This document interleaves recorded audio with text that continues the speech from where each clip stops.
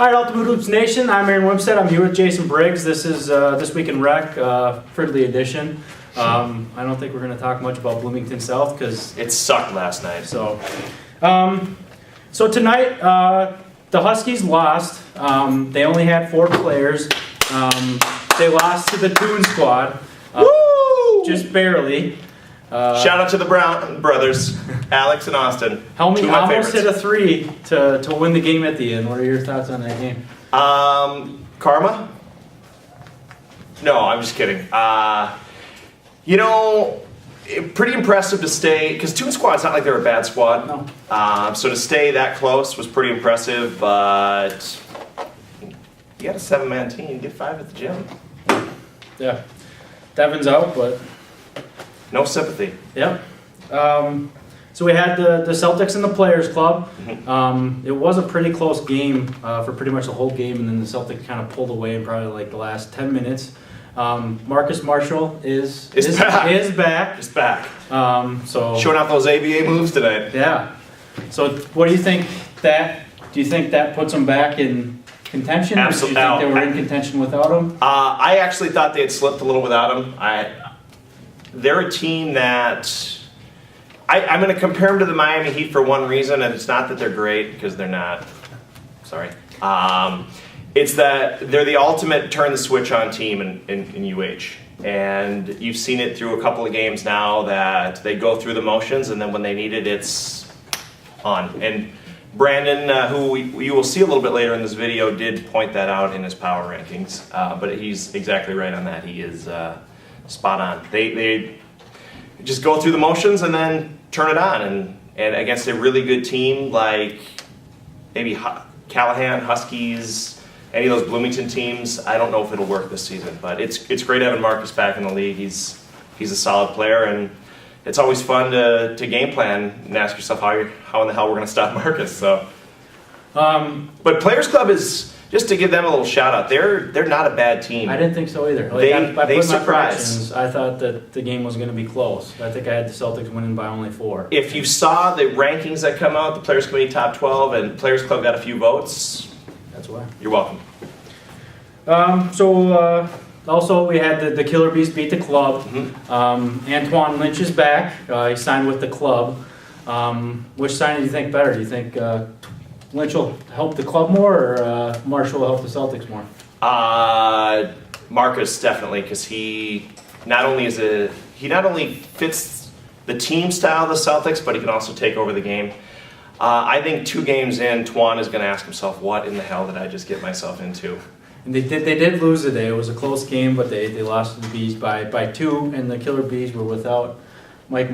So, and I'm a little bummed, just because Twan, who I don't always get along with, he is a hell of a player, but he looked so rough in the playoffs last season. I think he was really hurting, and it would have been great for him to take an entire season off and then just come back and absolutely feast on the league in the summer. So I don't know if 3-4 weeks off was enough, because his legs were beat up. Yeah. So, and the guy works all damn day, and then he comes in and he's always playing pickup ball, and it's a constant Facebook message, where are we hooping? Yep. So I just think the guy needs just maybe, I would have taken a season off because he is an elite player that wasn't playing at elite level in the playoffs last season, and that's not what he's used to, and I think some time off would have helped him. Do you think he's back in Bloomington South next week, or? I don't know. I'm trying to think of teams that would add him. I know Bad Boys needs as much help as possible.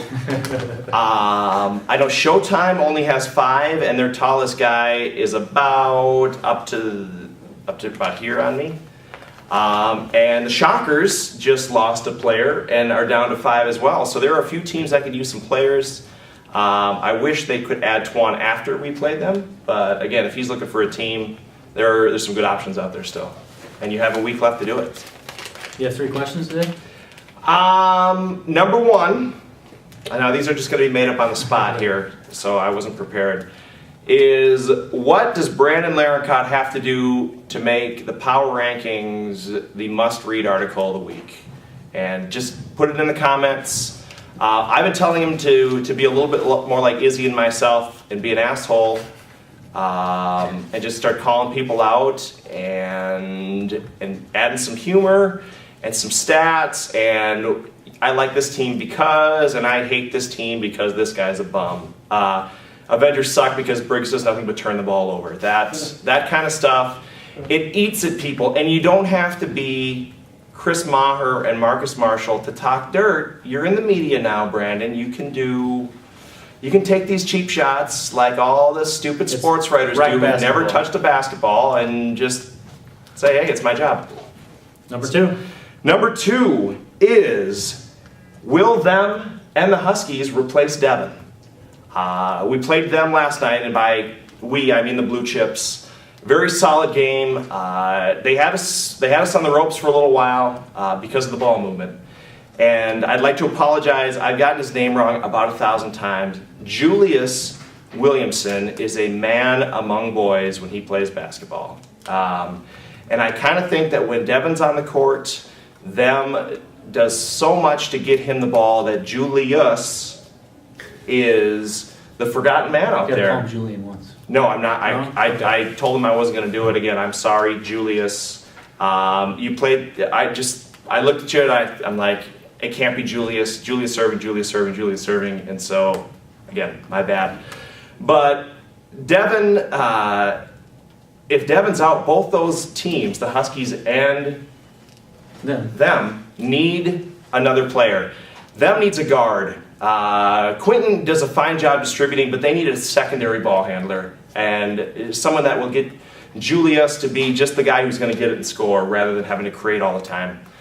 So I don't know. I heard rumors of Tommy Dawson. I don't know if we could get D'Angelo back, but I would strongly recommend a guard. And for the Huskies, their leading scorer's gone. Mm-hmm. So I don't know what they're going to do. I hit the waiver wire, start calling people, but they've got to find a shooter. They have to find a shooter. Or 5 guys. 5 guys would be preferred, but they've got the 3 big.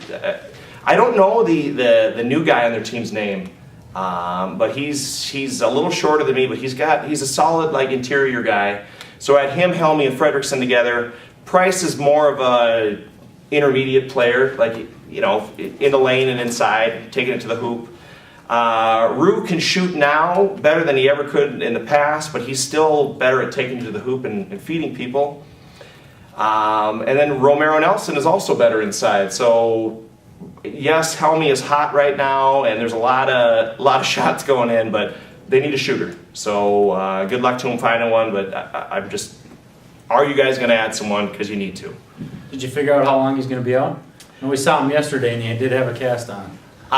Jordan said about a month and a half. 5 weeks? Brandon heard 5 weeks. So I'm going to not believe Brandon, and I believe what Jordan told me, which is about a month and a half. Okay.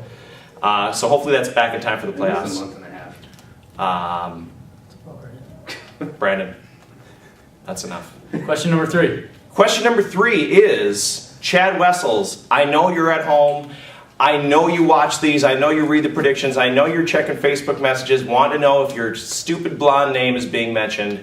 My question for you is, once baby is born, are you coming back or are you going to abandon us forever?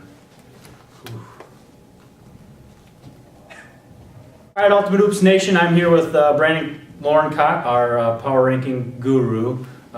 Before we get into that, let's talk about your bet with Anthony Thompson. So I had UCLA. I believe it was UCLA versus Michigan. But I could be wrong. Florida. It was one of those teams. It was a long time ago. So nonetheless, you had UCLA. He had Florida. You guys bet if UCLA won, he would have joined Bad Girls 3 or Bad Boys 3. If you would have, or if he would have won, you had to change your name to Bad Girls 3, which he actually did win. Are we able to change your name to Bad Girls 3? Are you going to own up? I told Reed to change it after, I think it was week 1. It's still Bad Boys 3, but everyone in the predictions and everyone just calls us Bad Girls 3, so it really doesn't matter. And everyone else already calls us Bad Girls 3, so having the name Bad Boys 3, even on the standings, everyone else already knows the name, so I don't really think it matters, but whatever works. Okay. So after this week, Power Rankings will be coming out next Monday or Tuesday, right? Tuesday. Okay.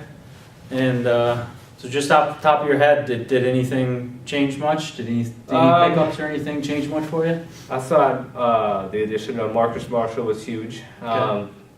They still have their, their inconsistent play. They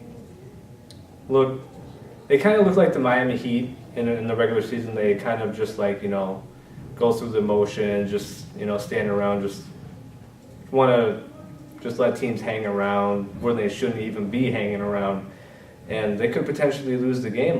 Miami almost lost to Charlotte last night, and one of these times they're just going to come back and bite them. But in the playoffs, they just turn it off, and they're obviously the best team in rec. They obviously won it last year. So with the addition of Marcus Marshall, in your opinion, are they a top 2-3 team? They're top one. Okay. By far. Marcus Marshall was over the top. Okay. They're the team to beat. So after the Celtics, who's your second team right The now? Rebels by far. They're just defensively, they're probably the best defensive team in all of rec. And they can score. Sometimes they go through scoring droughts, but they are a much better offensive team than the Red Devils. Okay. Number 3? Number 3 is a little tough. I'm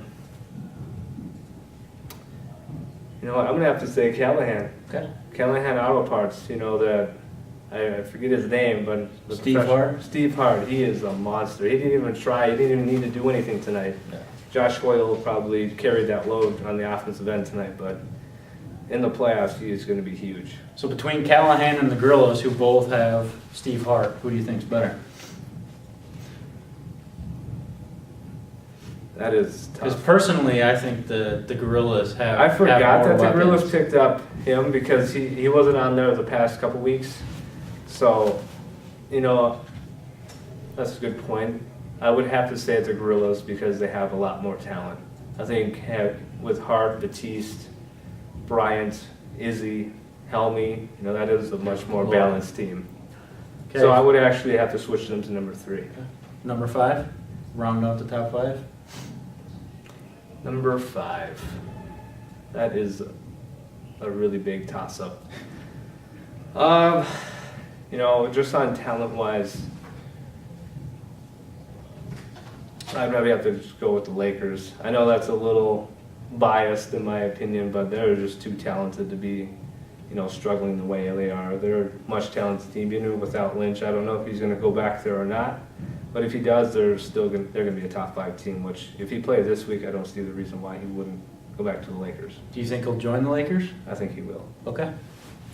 Do you want to give a shout out? I do want to give out the shout out to a former employee of UH, Teresa. I know you work for the Toronto Raptors. I'm really sorry about what's about to happen to them. They're not going to win a game in Brooklyn. They are going to lose in 5. You can have, your 10,000, the best crowd by far in the postseason. Toronto has been absolutely amazing when it comes to their fans. I can't deny that. I didn't expect that. I've never seen that in my life before. 10,000 sitting outside and 20,000 in the arena. That is unbelievably impressive.